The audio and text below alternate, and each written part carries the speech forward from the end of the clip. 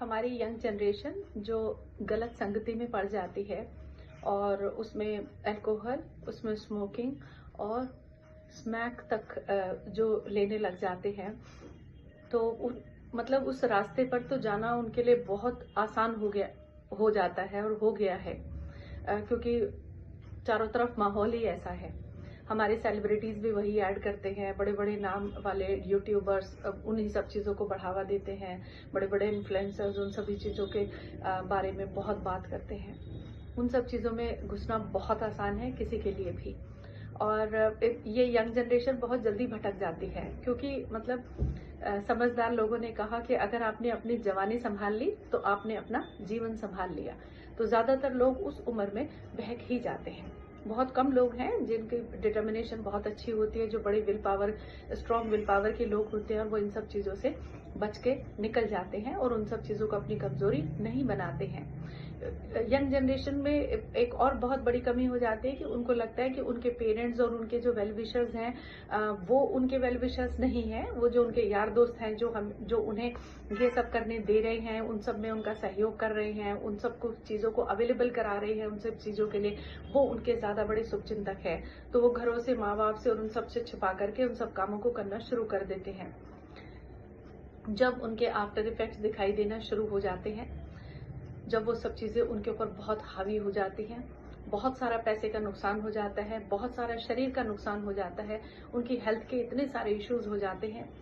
कल भी क्लिनिक पर मैंने एक ऐसे ही पेशेंट को देखा। He was a young guy, 25-26 साल का लड़का है, और जो उसकी वुड बी वाइफ थी वो उनको साथ लेकर के आई थी, एंड शी वॉज सेइंग कि मैम इसने आज भी सुबह सुसाइड अटेम्प्ट किया। इतना वायलेंट, इतना फ्रस्ट्रेटेड, और अगर उनको वो ड्रग्स नहीं मिलती हैं या उनको वो स्मैक नहीं मिलती है या वो उतना जितनी एडिक्शन हो गई है, जैसे ही उसको छोड़ने की कोशिश करते हैं वो और ज़्यादा हावी हो जाती है। उन्होंने बताया कि कितनी बार हमने उसको रिहेबिलिटेशन सेंटर में भी एडमिट कराया, लेकिन ये लोग वहाँ से भी भाग आते हैं। घर में आने के बाद ज़बरदस्ती पेरेंट्स से भी पैसा वसूलते हैं, इनकी जॉब्स भी दांव पे लग जाती हैं, इनकी शादियां भी दांव पे लग जाती हैं, शरीर का जो सत्यानाश होता है सो अलग। ही वॉज सो वीक, ऐसे देखने में ऐसे लग रहा था कि सारे शरीर का उसका मांस खत्म हो गया है, भूख उसे लगती नहीं है, नींद उन्हें आती नहीं है, एंड मतलब लाइफ जो है वो बिल्कुल हेल हो गई है। तो मैंने उनको समझाया कि मैंने कहा बेटा अपनी जिंदगी की कदर करो, जिंदा होना सबसे बड़ी उपलब्धि है। अगर आप जिंदा हैं तो आप बहुत कुछ अचीव कर सकते हैं। अगर आप ही नहीं रहेंगे तो फिर तो बाकी सब चीजें बेमानी हो जाती हैं। उनकी जो होने वाली वाइफ थी, शी वाज सो वरीड कि अगर मैम किसी तरह से ये ठीक हो जाए, किसी तरह से ठीक हो जाए। विड्रॉल सिम्टम्स इतने ज्यादा हैं कि छोड़ते हैं तो फिर उनको लगता है कि अब तुम्हारी तो जान पे ही बन गई है।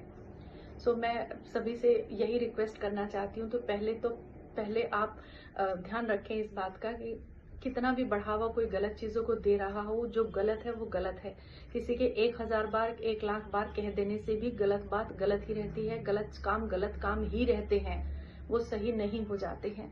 तो सोच समझकर अपने विवेक का इस्तेमाल करें, अपनी बुद्धि का सदुपयोग करें। इन सब रास्तों पर जाना बहुत आसान है, लेकिन इनसे लौट करके आने का काम किसी के लिए भी बहुत मुश्किल है।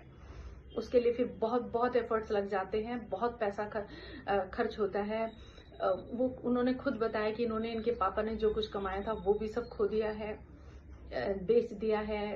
जब मतलब हर हाल में नशे करने के लिए पैसा चाहिए, चाहे उसके लिए उनको कुछ भी करना पड़ जाए। तो अपनी जिंदगी की इस तरह की दुर्दशा ना करें, ये बहुत ही दयनीय स्थिति हो जाती है। और बार बार सुसाइड अटेम्प्ट आते हैं, इतना एंजाइटी और डिप्रेशन उन लोगों को हो जाता है, जैसे ही होश में आते हैं फिर से वही सब करना चाहते हैं।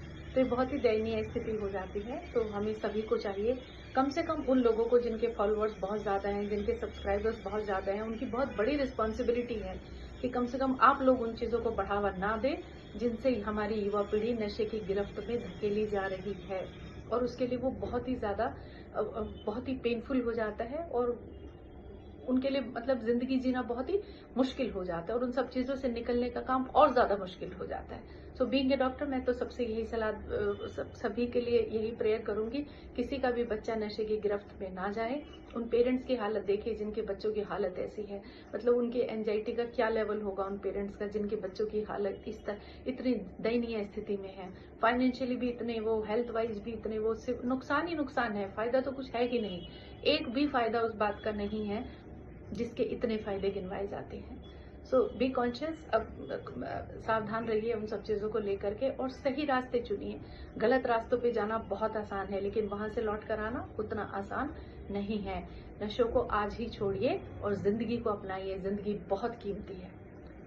Thank you.